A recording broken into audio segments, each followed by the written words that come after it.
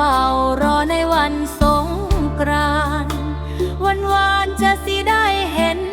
หน้าคำน้องสัญญา